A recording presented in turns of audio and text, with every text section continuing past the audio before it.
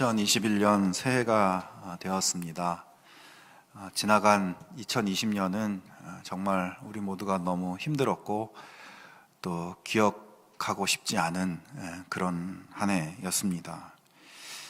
그래도 우리가 2020년이 그렇게 힘들었어도 하나님이 우리를 도와주시고 보호해 주셔서 여기까지 도와주신 하나님 손길을 우리가 감사할 수 있는 그런 마음을 우리가 가질 수 있기를 바랍니다. 매년 송구 영신 예배를 드릴 때마다 여러 가지 아쉬운 마음이 들기도 하지만 그래도 1년이라는 이 달리기를 잘 마쳤구나, 참 다행이다, 감사하다 생각을 하게 되는데요. 군대 가면 그런 말이 있거든요. 거꾸로 매달아도 국방부 시계는 돌아간다. 이게 무슨 말이냐면 아무리 군 생활이 힘들어도 시간은 흘러가고 제대할 날이 온다. 군인들이 하는 말이에요. 그래서 희망을 가져라. 힘들어도 희망을 가져라는 것이죠. 우리 2020년이 그렇게 많이 힘들었지만 그 시간도 다 지나가 버렸습니다. 그리고 이제 2021년 올해는 하나님께서 우리에게 특별한 은혜로 또 새로운 희망을 우리에게 주실 줄로 믿고 그렇게 올해를 감사함으로 또 기대함으로 시작할 수 있기를 바랍니다. 엊그제 1월 1일에 송구 영신 예배를 마치고 교회에 이렇게 앉아서 그런 생각을 해보았습니다. 앞으로 내 인생에 송구 영신 예배가 몇 번 더 있을까? 여러분은 어떻게 생각하십니까? 앞으로 여러분의 인생에 몇 번의 송구 영신이 더 있을 것 같습니까? 정답은 아무도 모릅니다. 내 인생이 언제 끝날지 모르지만 인생 끝날에 참 내 인생 후회 없이 잘 살아왔다, 우리가 이렇게 이야기할 수 있으면 좋겠다라는 생각이 들었습니다. 그리고 그렇게 인생의 마지막에 나 그래도 이만하면 나 잘 살았다 라고 하려면 지금 내게 주어진 1년 1년을 잘 살아야 되겠다라는 생각이 들었습니다. 우리 인생이 다 몇십 년짜리잖아요. 몇십 년짜리 인생인데 그 몇십 년, 그것도 참 길지 않은 몇십 년이지만 이 인생 전체를 어떻게 될지, 어떤 일이 일어날지 알지 못하고 이 인생 전체를 설계하면서 살아가는 것이 우리 마음 같지 않지 않습니까? 그러니까 우리가 인생을 잘 살려면 무엇보다도 지금 눈앞에 한 해 한 해를 정성스럽게 잘 살아가는 것, 이게 중요하다는 생각이 들었습니다. 그리고 또 우리가 이것을 꼭 기억해야 합니다. 우리의 인생이 끝날 때 반드시 하나님 앞에 평가를 받게 된다는 것입니다. 그 평가에 따라 우리에게 상급을 주실 텐데 그때 가서 하나님 앞에서 정말 칭찬받고 영광스러운 그런 상급을 누리는 그런 삶을 우리 모두가 살아야 되지 않겠습니까? 그러려면 오늘 하루를 잘 살아야 되고 또 1년을 잘 살아야 하는 것입니다. 1988년 서울 올림픽 때 전 세계적으로 관심이 쏠렸던 경기가 있었습니다. 그것은 육상 남자 100m 달리기였습니다. 이 경기에는 그 직전 올림픽에서 금메달을 딴 칼 루이스라는 선수가 출전했는데 사람들의 기대가 역사상 최초로 이 선수가 이 100m에서 2연패를 할 것으로 그렇게 기대를 하고 있었고요. 또 한편으로는 이 올림픽이 열리기 1년 전에 세계 신기록을 세운 선수가 있었어요. 그 사람이 바로 캐나다의 벤 존슨이라는 선수였습니다. 그래서 사람들이 과연 직전 올림픽 금메달리스트인 칼 루이스냐, 지금 세계 신기록을 갖고 있는 벤 존슨이냐, 누가 금메달을 딸 것인가, 세계의 이목이 집중되어 있었습니다. 아주 치열한 접전이 예상될 것, 불과 0점 몇 초 차이로 우승자가 갈릴 거라고 생각했어요. 그러나 예상과는 달리 이 캐나다의 벤 존슨이 9초 79라는 놀라울 만한 세계 신기록을 세우면서 칼 루이스를 아주 넉넉하게 이겨버립니다. 당시에 결승선을 통과하기 직전에 이 칼 루이스 쪽을 슬쩍 쳐다보면서 오른손 검지를 하늘 높이 치켜든 이 벤 존슨의 이 표정은 아주 의기양양한 그런 모습이었습니다. 자, 그렇게 전 세계에 관심을 끌었던 경기가 싱겁게 벤 존슨의 승리로 끝났는데요. 그러나 문제는 그 다음 날부터 생겼습니다. 벤 존슨이 약물 검사에서 양성 반응이 나타난 거예요. 약물을 써서 우승한 것이 발각된 것입니다. 그래서 경기 후 사흘 만에 금메달은 박탈당하고 도망치듯 이 선수가 자기 나라로 가버리고 또 세계 신기록도 무효가 되어버렸습니다. 그러니까 사흘 만에 부끄러운 퇴장을 하게 된 것이죠. 결국 금메달은 2등인 칼 루이스에게 돌아갔습니다. 벤 존슨의 상은 부끄러운 상이었고 칼 루이스는 놓쳐버린 줄 알았던 자기 금메달을 찾게 된 것이죠. 근데 이 이후에도 이 벤 존슨이라는 선수는 이어지는 다른 경기에서도 계속 약물 반응이 나타나서 결국 나중에 가서는 영구적으로 선수 자격을 상실해버리는 그렇게 결과를 갖게 되었다고 합니다. 자, 그런데요, 더 충격적인 그런 사실이 있어요. 이 벤 존슨 말고도 그날 서울 올림픽 남자 100m 결승에 뛰었던 8명 중에서 6명이 이 약물로 인해서 이미 징계를 받았었거나 이후의 경기에서 모두 약물 때문에 징계를 받게 되는 사건이 일어나게 된다는 것입니다. 당시 동메달 대신 은메달을 받은 영국 선수는 곧이어 열린 200m 경기에서 약물 반응이 나타났어요. 그래서 문제가 되었습니다. 근데 그것은 어떻게 그냥 넘어갈 수 있는 정도의 수준이었는데 이 은메달 딴 사람은 올림픽 후에 또 다른 경기에서도 양성 반응이 보여서 결국 징계를 받게 됩니다.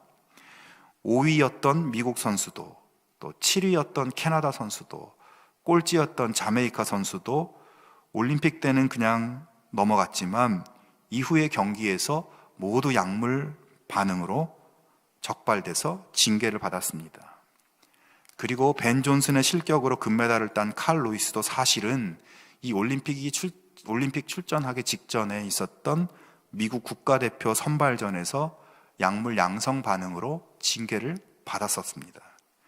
그러니까 8명 중 6명 모두가 약물을 썼을지도 모르는 것이죠.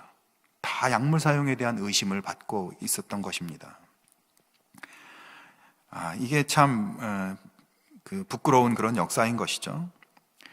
8명 중에서 약물과 관계없이 경기를 한 사람은 2사람뿐이었고 진짜 금메달은 그래서 4위였던 미국 선수가 받았어야 되는 것이 아닌가 하는 사람들도 있습니다. 자, 여러분, 왜 이렇게 이 선수들이 정당하지 않은 방법까지 써가면서 경주를 했을까요? 운동선수들에게 아마 올림픽 금메달은 최고의 영예일 것입니다. 이 올림픽 금메달이라고 하는 것은 그 분야에서 세계 최고라는, 전 세계에서 그 분야에 이 사람이 제일 잘한다는, 최고라는, 이 사람보다 더 잘하는 사람은 없다는 이런 명예를 갖게 되는 것이기 때문입니다.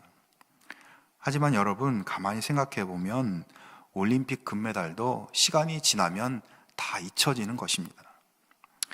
어쩌면 시상대에서 내려오는 그 순간부터 그 영광은 점점 사그라들고, 그리고 온당치 못한 방법으로 만일 메달 딴 것이 드러나면 정말 수치스럽게 되는 것이죠.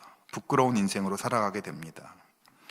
칼 루이스라는 선수가 당시에는 정말 최고의 선수였지만 지금 이 말씀 듣고 있는 분들 중에 칼 루이스가 누군지도 모르는 사람도 있을 것입니다. 그렇습니다. 우리가 추구하는 세상의 영광, 세상의 성공은 모두 잠깐의 영광이고 잠깐의 성공입니다. 다 없어지게 될 것들이고 결국 무덤에 들어가게 될 것들입니다. 반칙으로 얻은 성공은 더 말할 나위도 없습니다. 자, 그런데 오늘 본문 말씀에 보면 이 본문 말씀에 2가지 면류관이 등장하고 있어요. 25절에 썩을 면류관과 썩지 아니할 면류관입니다. 이 말씀을 기록한 바울이 살던 시대에는 큰 대도시에서 정기적으로 운동 대회가 대대적으로 열렸다고 하는데요. 당시 아테네에서는 4년마다 올림픽 대회가 열렸고, 또 오늘 본문의 수신지인 고린도에서는 2년마다 이스미아 대회가 열렸다고 합니다. 그래서 육상이나 레슬링이나 복싱이나 전차 경주나 여러 가지 지금의 올림픽 경기 같은 수많은 경기들이 2년마다 이 고린도에서 열렸었는데, 이 경기에서 우승자들에게는 머리에 부상으로 관을 씌워준다는 것이죠. 그 관이 처음에는 여러분 야채 중에 샐러리라는 게 있잖아요. 샐러리로 만든 관을 처음에는 이 머리에 씌워주기 시작했고, 나중에는 소나무 잎으로 이 관을 만들어서 씌워주기도 했다고 합니다. 또 아테네에서는 올리브 잎으로 관을 씌워줬다고 해요. 바울은 바로 이 부분을 이야기하고 있는 것입니다. 당시 사람들이 최고의 영예로 생각하는 이 대회에서 1등을 해서 받는 면류관, 소나무 면류관, 올리브 면류관, 이것은 상당한 명예이고 자랑스럽게 생각하는 것이고, 집에다 잘 모셔둔 조심스럽게 보관해 두겠지만 결국 얼마 있으면 이것들은 시들어버리고 썩어버릴 면류관이라는 것입니다. 세상 사람들이 목표로 하는 세속의 성공, 세속의 명예는 얼마 있으면 다 시들어버리고 썩어버리고 결국 땅속에 들어가 버리는 것이라는 말이에요. 바울은 그래서 우리가 얻으려고 마음을 두어야 할 것, 우리가 바라보아야 할 것은 그렇게 썩을 면류관이 아니라 썩지 않을 면류관, 마지막 천국 시상대에서 하나님이 씌워줄 영원한 면류관이라는 것을 말씀하고 있습니다. 성경에 수많은 믿음의 사람들의 이야기가 나옵니다. 그 사람들은 모두 이렇게 썩지 않을 면류관을 위해서 달린 사람들이죠.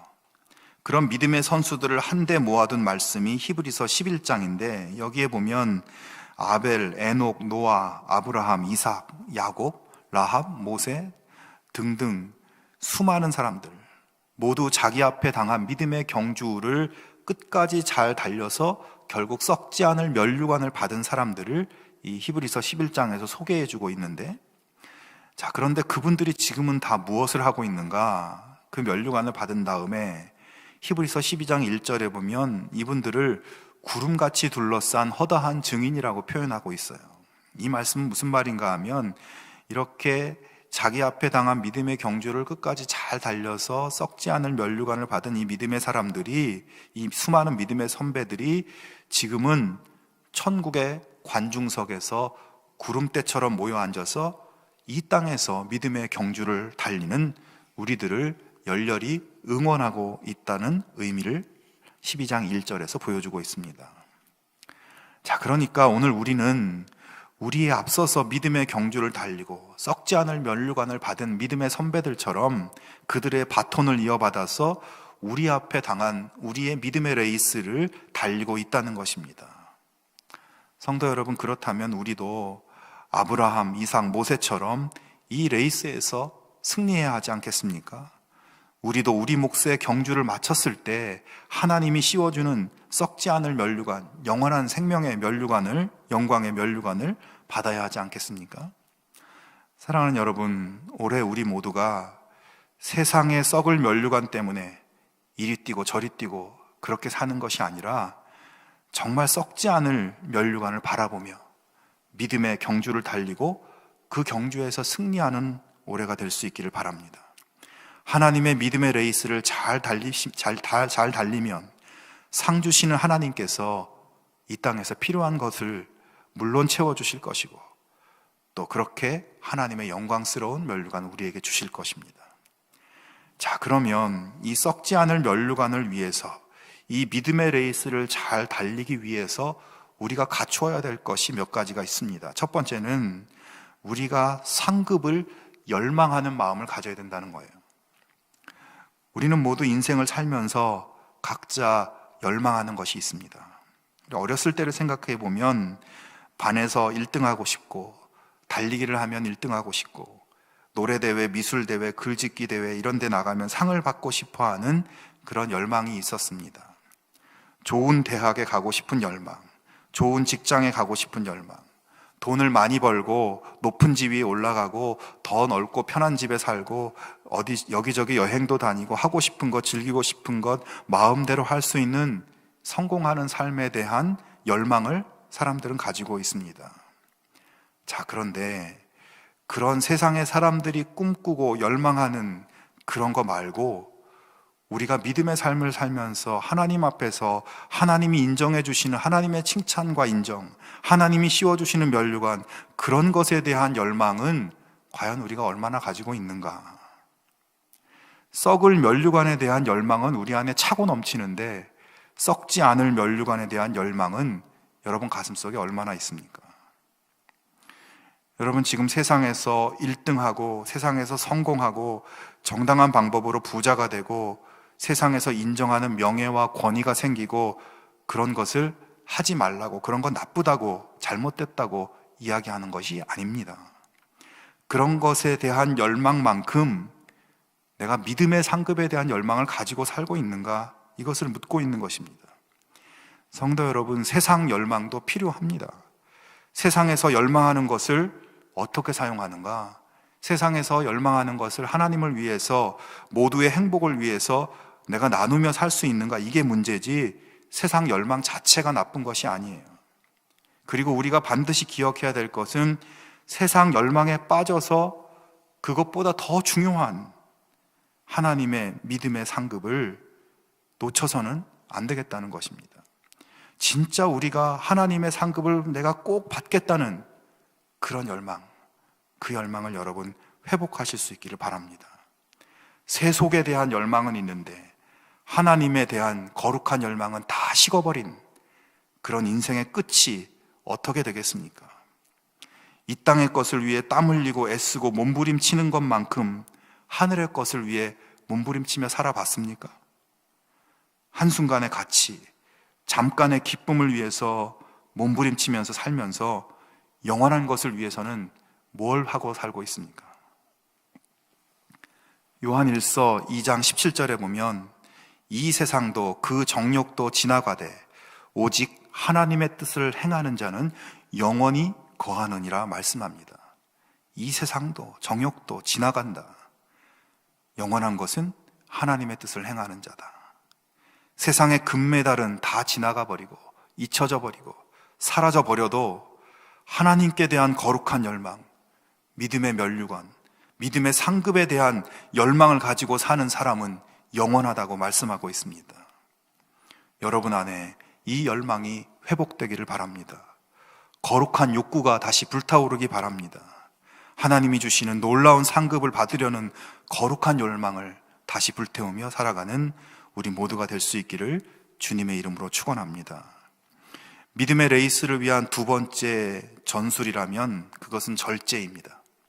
25절에 보면 이기기를 다투는 자마다 모든 일에 절제하나니 이렇게 말씀하고 있습니다. 그렇습니다. 믿음의 경주에서 이기기 위한 가장 중요한 전술은 절제입니다.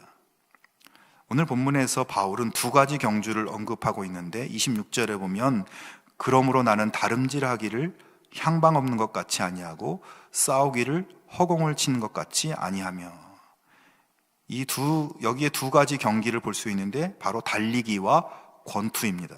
달리기 선수들, 권투 선수들, 이 선수들이 먹을 것을 다 먹고 즐길 것을 다 즐기고 잠잘 것 다 자고 가고 싶은 데 다 가고 하고 싶은 일 다 하면서 금메달을 딸 수 있겠습니까?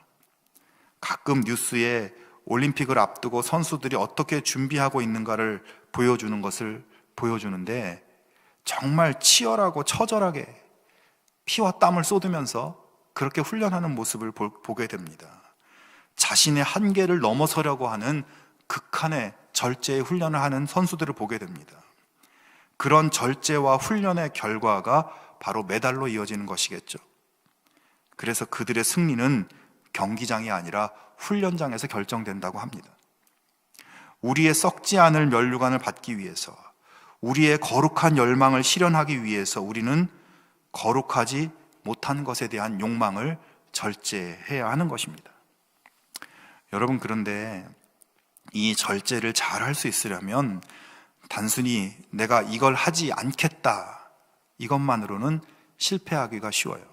절제를 잘 하려면 이 절제를 통해서 완수되게 되는 그 목표에 대한 그림, 비전이 분명하고 그 비전이 강해야 한다는 것입니다. 열망이 크면 클수록 열망이 강하면 강할수록 절제도 잘하게 된다는 것이에요. 그러니까 절제도 목표를 향한 열망과 깊이 연결되어 있다는 것입니다. 저는 올해도 새해를 시작하면서 다이어트를 목표로 또 세웠습니다. 매년 실패하면서 또 다이어트를 하려고 합니다. 그런데 올해 또 그렇게 세워보면서 내 자신이 한심하기도 한데 그런 생각을 해보았어요. 나는 왜 다이어트를 매년 실패할까?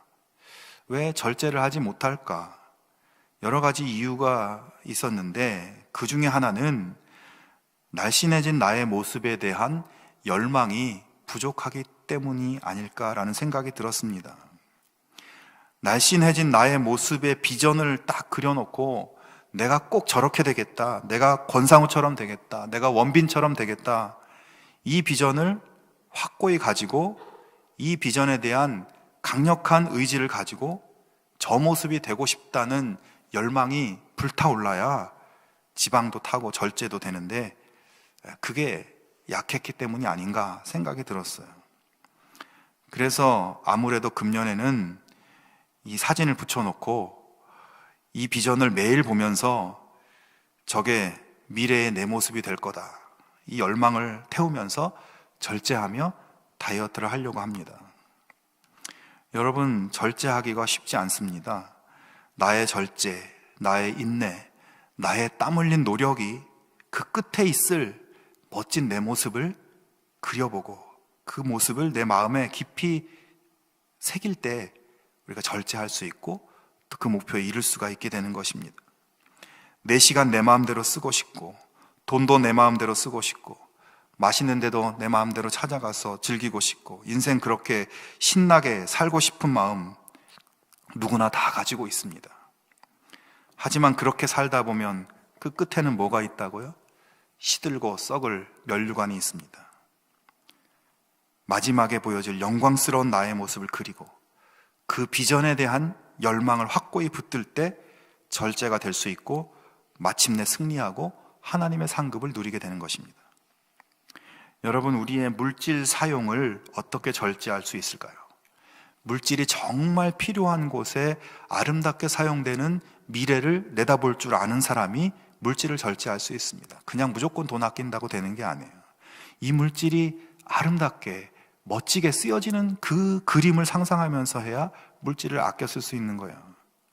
우리는 가끔 평생 폐지를 주워 모은 할머니가, 평생 노점상을 하신 할머니가 수억 원을, 수십억을 학교나 연구소에 기증했다는 그런 기사를 보게 됩니다. 여러분, 그분들은 물질 사용을 정말 절제한 분들이에요.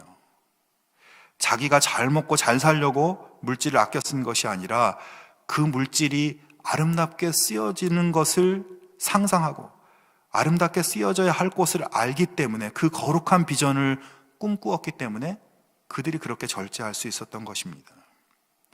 권력을 가진 사람은 그 힘을 잘 절제해야 합니다. 어떻게 절제할 수 있을까요? 어떤 사람들은 힘을 가지고 있는데 힘을 절제하지 않고 자기를 위해서 힘을 쓰고 사람들을 억압하는 일에 힘을 쓰기도 합니다. 반면에 어떤 사람들은 힘을 가지고 사람들을 섬기고 내 힘을 가지고 사람들이 유익하게 되는데 사용합니다. 그래서 내 힘을 사용해서 사람들이 행복해지는 것을 꿈꿉니다. 자신의 힘을 절제해서 모두가 행복해지는 모습을 꿈꾸는 사람이 자기 힘을 절제할 수 있습니다. 우리의 인간관계도 그렇습니다. 내가 조금 참고 절제함으로써 우리의 관계가 더 행복해지는 그 모습을 꿈꾸고 기대해야 내가 손해보고 내가 절제할 수 있게 되는 것이에요. 사랑하는 여러분, 거룩한 믿음의 열망, 하나님 앞에서 받을 영광의 상급이 나의 미래에 이루어진 모습을 간절하게 꿈꾸며 절제에 성공할 수 있기를 바랍니다. 우리의 미래의 영광스러운 상급을 꿈꾸며 나를 조금 양보해 볼 수 있기를 바랍니다. 내 시간 내 마음대로, 내 돈 내 마음대로, 내 힘 내 마음대로가 아니라 하나님이 주시는 영원한 상급을 위해서 나의 시간과 돈과 힘을 아름답게 유익하게 사용할 줄 아는 그런 결단을 내려볼 수 있기를 바랍니다. 미국의 농구 코치 가운데 커튼 피시먼스라는 사람이 있었는데요. 이 사람이 이끄는 농구팀은 리그에서 항상 꼴찌를 하는 팀이었습니다. 근데 이 코치가 이렇게 매번 꼴찌를 하는 이 팀을 보면서 한 번은 이 팀에 좀 전환이 필요하다라고 생각을 했어요. 여러 가지 전술을 계획하던 중에 선수들에게 한 가지 심리적 전술을 지시하였습니다. 선수들을 모아놓고 선수들에게 이렇게 얘기합니다. 자, 우리 팀은 이제 경기에 나갈 때 너희들이 이런 마음을 먹어라. 우리 팀은 항상 지는 팀이 아니다. 우리는 꼴찌 팀이 아니다. 우리는 항상 이겨왔던 팀이다. 계속 이겨왔던 팀이다. 그렇게 지금까지 계속 이겨서 오늘의 경기는 마지막 챔피언 결정전이다. 이렇게 생각하면서 경기를 뛰라고 이야기합니다. 그러니까 심리적인 그런 전술을 지시를 한 거예요. 자, 그 결과가 어떻게 되었을까요? 그럼에도 불구하고 또 졌습니다. 코치가 선수들을 불러놓고, 아니 얘들아, 승리자처럼 싸우라고 했는데 이게 지금 뭐 하는 거니? 무슨 승리자들이 이렇게 위축된 경기를 하니?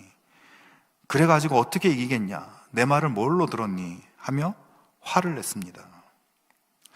그런데 한 선수가 코치에게 이렇게 얘기했어요. 코치님, 너무 화내지 마세요. 코치님도 그냥 이번 게임도 이긴 척 하세요. 그냥 이긴 걸로 하면 되잖아요.